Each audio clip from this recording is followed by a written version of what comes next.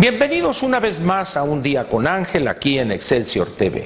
Vamos a desahogar hoy el comentario que tenía yo pensado para ayer, tomando en cuenta, como se lo expliqué anoche, que el asunto del Instituto Politécnico Nacional y ese nuevo reglamento que viene a bien, por desgracia, nadie ha leído, nadie lo ha analizado si efectivamente contiene lo que dicen los que hoy andan casi en armas, pero al final de cuentas pues debí cambiar el tema, pero hoy le entramos a él.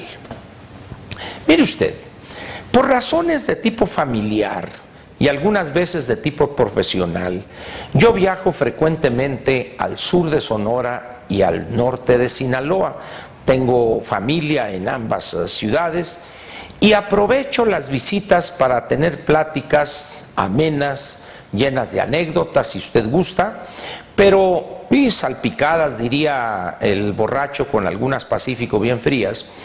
Pero la idea es conocer de primera mano qué es lo que está pasando en esas dos regiones que desde el punto de vista económico tienen muchas similitudes. En ambos casos se producen granos, cereales o oleaginosas, o también caña de azúcar en la parte alrededor de los mochis, también cerdo, huevo para plato, ganado de engorda en corrales, rastros TIF para cortes finos de carne roja, etcétera. Entonces me permite a mí tener de primera mano, y algo que es fundamental en esa zona ahorita, exportaciones hortícolas hacia Estados Unidos y Canadá.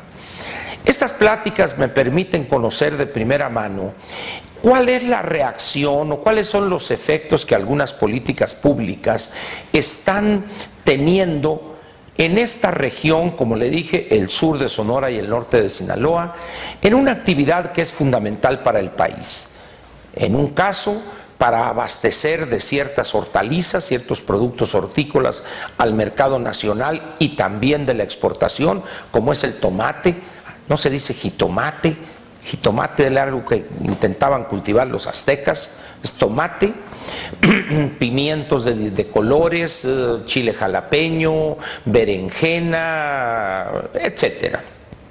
Y también trigo, maíz en el caso de Sinaloa, con altísimos niveles de productividad, y algunos otros productos en un volumen menor.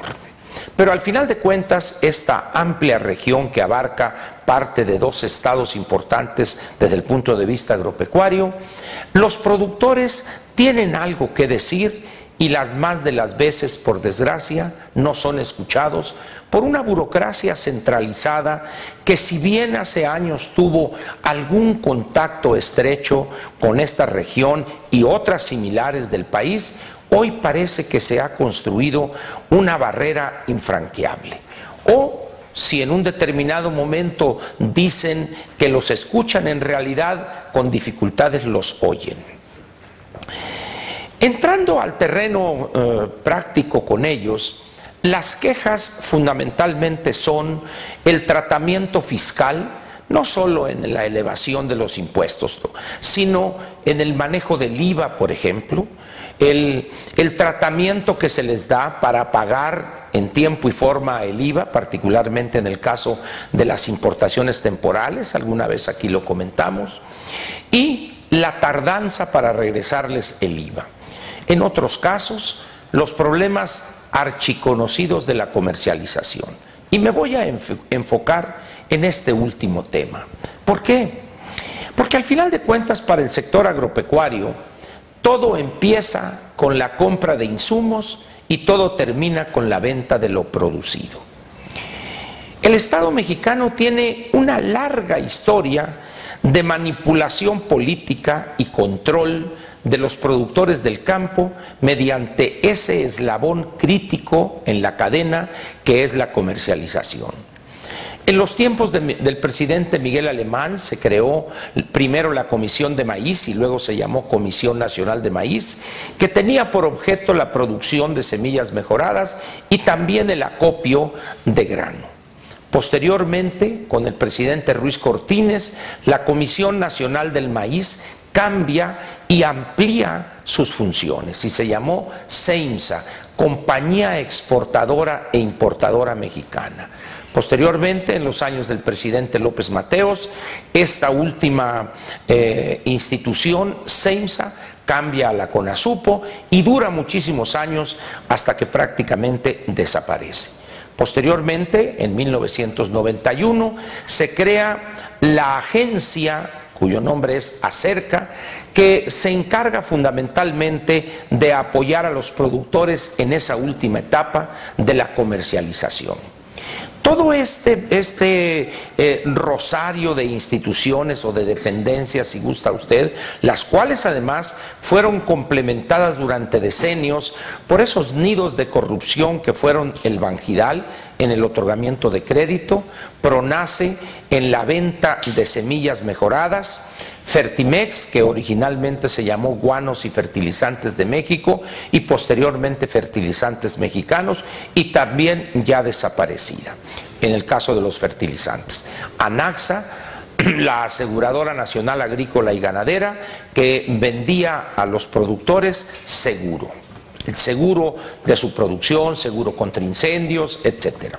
De tal manera pues que este gran conjunto de dependencias del gobierno, si bien en el papel tenían por objeto estimular la producción, elevar la productividad mediante el uso de fertilizantes y entregarlos de una manera oportuna y a buen precio a los productores, las semillas mejoradas, etcétera, pero básicamente el objetivo único era la manipulación política y el control de los productores para que votaran por lo que en aquel entonces se llamaba, de acuerdo a la frase del presidente Carlos Salinas, o candidato triunfador Carlos Salinas, el partido casi único. Estamos aquí pues ante una situación donde el Estado mexicano jamás ha dado muestras claras, fehacientes y que hayan resultado así, de querer capacitar o de tener la intención de que los productores agropecuarios aprendieran a comercializar. No solo a vender sus productos, sino en el caso, por ejemplo, de los productores porcícolas, avícolas, sea huevo para plato o pollo de engorda, los productores de carne de bovino en corrales de engorda, que compraran sus insumos. Y estamos hablando aquí de insumos cuya importancia es fundamental para la producción de proteína de origen animal. Pastas de oleaginosas, granos como pueden ser maíz, trigo, pero nunca decía, llevó a la práctica el Estado mexicano ese gran objetivo que es fundamental en los mercados agropecuarios, saber de comercialización. ¿Qué utilizó el gobierno para evitar eso? Lo ya conocido. Subsidios a lo largo de estos últimos 60 o 70 años, 65 años, y también las dádivas expresadas estas en crédito, que al final de cuentas era simplemente dinero tirado a fondo perdido. ¿Qué es lo que ha pasado en el mundo de la comercialización agropecuaria en los últimos 40 o 50 años? Ha dado un salto cuántico la comercialización. Hay bolsas especializadas en el mundo donde solamente se intercambian o se venden futuros, que son instrumentos financieros, para carne de puerco, para granos, sean estos oleaginosas o cereales, y un sinfín de productos agropecuarios. Cuando el gobierno se dedica a controlar y decirle a los productores, mira, esto no sabes hacerlo tú, es que allá afuera hay unos tiburones, unas empresas que te quieren a ti fregar, pero yo te voy a defender, pero no te preocupes, yo te voy a dar tanto por tonelada para compensar el precio que el precio interior contra el precio internacional, etcétera, y ahí nos vamos. Esto ha generado una relación perversa entre el gobierno y los productores agropecuarios. Si bien hay algunos bolsones de modernidad en el campo mexicano, que sería el Valle del Yaqui, algunas regiones de Sinaloa, algunas otras en el Bajío, quizá Tamaulipas, pero básicamente estamos aquí ante millones de pequeños productores que serían los más interesados en conocer de comercialización. Serían a los que más utilidad les significaría en su empresita o en su actividad 4, 5 o X hectáreas. Es a los que más les beneficiaría conocer de comercialización. Por desgracia, ellos son los que padecen esa ignorancia y ese deseo de mantenerlos en la ignorancia, en el desconocimiento. No te preocupes, yo voy a conseguirte, y acerca, ahí está, y les va a dar tanto por tonelada y todo. Por ejemplo, veamos qué está sucediendo hoy en el mundo en lo que se refiere a granos donde México es productor importante: trigo, maíz y frijol. Producto del boom en los precios de las materias primas en los últimos años, 8 o 10 años, se ha estimulado sembrar más superficie y mejorar los niveles de productividad por hectárea. Eso ha dado por resultado que hoy el mundo esté nadando en trigo, en maíz, en frijol. ¿Y esto qué es lo que provoca? Una elevación de los inventarios histórica y también una reducción de los precios. ¿Y qué sucede en un país como el nuestro, donde los productores han dejado, a cambio de un subsidio que les da cierta comodidad, han dejado la comercialización en manos de Acerca?